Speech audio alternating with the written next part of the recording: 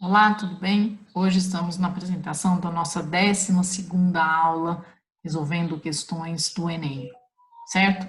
Vamos lá com a nossa 12ª habilidade, então, que nós estamos resolvendo uma habilidade diferente por dia e comentando as nossas habilidades.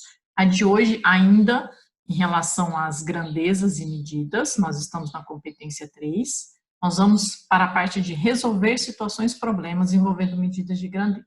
Vamos lá? Para decorar um cilindro circular reto, será usada uma faixa retangular de papel transparente, na qual será desenhada em negrito uma diagonal que forma 30 graus com a borda inferior.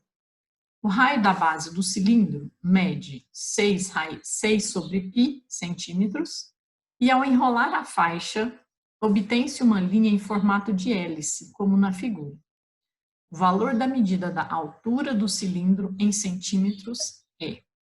Bem, vamos lá pensando na resolução do problema e olhando para a nossa habilidade, já comentando. É a de resolver uma situação-problema, envolvendo medidas de grandezas. Existem medidas aqui? Sim, nós vamos trabalhar com a determinação de uma altura de um triângulo, a altura de um cilindro. Então, nós vamos trabalhar com medidas, essas medidas vão estar em centímetros, vamos analisar, nesse caso não vai ter que haver transformação de unidade, tudo tranquilo. Mas é uma resolução de uma situação-problema. Porque o problema não está ali que você só aplica uma fórmula, você vai ter que interpretar o problema e compreender por onde passa a sua solução, qual estratégia você adota para resolver esse problema, tá? Bem, ele quer que a gente determine a altura do cilindro. A altura do cilindro é a distância entre as duas bases paralelas e congruentes do cilindro. Então, seria esta a medida da altura do cilindro, que coincide com a altura de um triângulo retângulo desenhado nessa figura, já que o enunciado diz que vai ser construído, né, esse papel transparente vai se enrolar na faixa, no cilindro, e para que ficasse decorativo, foi construído uma diagonal ali numa cor mais escura, em negrito aqui. Tá? Então, ao construir essa diagonal, nós pegamos esse papel que vai se enrolar na superfície lateral do cilindro e dividimos, né, esse retângulo todo do papel em dois triângulos retângulos. Nós temos um triângulo retângulo aqui. Deu a inclinação dessa diagonal construída, que é de 30 graus com a borda inferior, aqui é graus, tá, por favor, e deu uma informação sobre o raio da base do cilindro. Então, se olharmos para os cilindros aqui nas bases, o raio está dado como 6 sobre π centímetros. Bem, nós determinarmos esta altura do cilindro, o que poderia ser pensado? Que nós temos aqui a formação do triângulo retângulo, e dentro desse triângulo retângulo nós temos um ângulo indicado de 30 graus. Então, talvez a primeira ideia seja pensar na aplicação de algumas das relações trigonométricas de triângulo retângulo.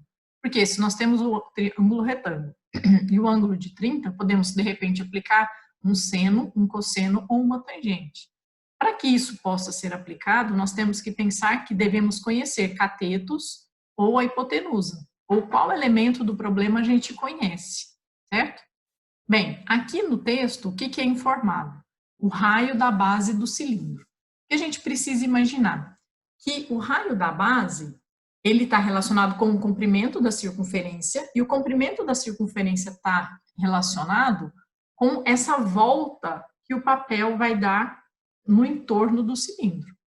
Quando a gente dá uma volta com o papel no entorno do cilindro, a gente vai percorrer uma volta, um comprimento de circunferência dessa base do cilindro.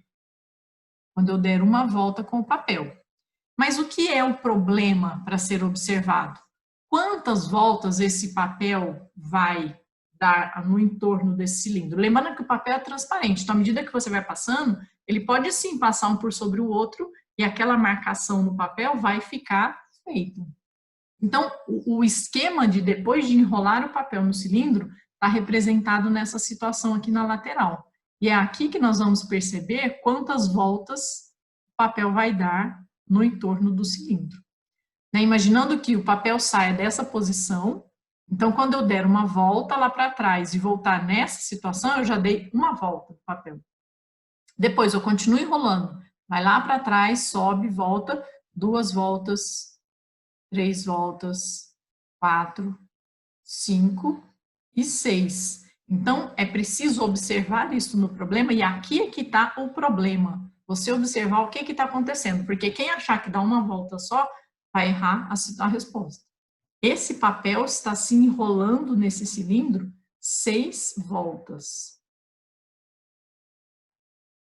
Ok? Ok, então, fazendo esse enrolar de 6 voltas, esse segmento, essa diagonal construída de forma reta, ela vai se enrolar e vai formar o que ele está chamando aqui de hélice. E talvez isso dê um nó na cabeça e fala assim, mas como que eu vou calcular o comprimento dessa hélice?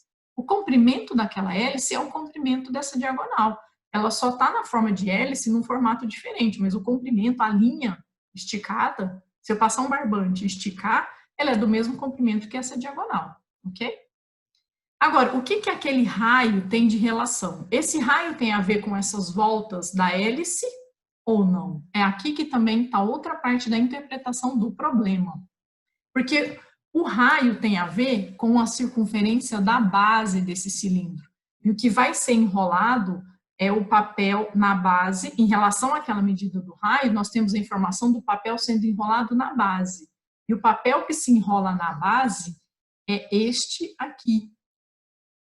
Este é o comprimento que vai ser enrolado na base. Essa diagonal ela é enrolada no entorno da superfície lateral, mas quem se enrola na base as 6 vezes é este comprimento aqui de baixo.